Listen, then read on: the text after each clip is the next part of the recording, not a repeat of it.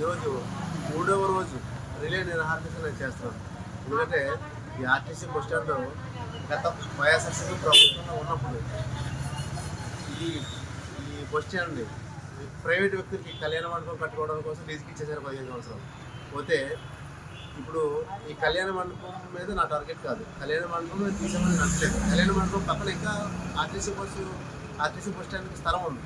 RTC bus stand స్థలం లోపలికి RTC బస్సులు రావాలని ఇప్పుడు నేను నిరాహారం చేస్తున్నాను. ఈ ఆర్టీసీ బస్సులు బస్ స్టాండ్ లోపలికి ఎందుకు రావాలనేది నేను మీకు వివరిస్తున్నాను. ఎందుకంటే ఈ ఆర్టీసీ బస్ స్టాండ్ అనేది లేకపోవడం వల్ల ఇక్కడ ఆర్టీసీ బస్ స్టాండ్ దగ్గర ఆర్ఎండ్బి రోడ్డు దగ్గర పక్కన ఉన్నట్టు విష్ణాలయం దగ్గరే ప్రజలందరూ కూడా బస్సు కోసం ఎదురు చూస్తున్నారు.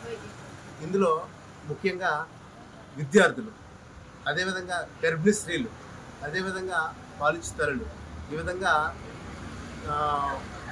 ప్రయాణికులు కూడా, వీళ్ళందరూ కూడా ఆర్ఎండ్బి రోడ్డు మీద నిరీక్షణ చేస్తూ బస్సు కోసం ఎండకు ఎండి వర్షానికి తడిసి చలికి వణుకుతూ చాలా.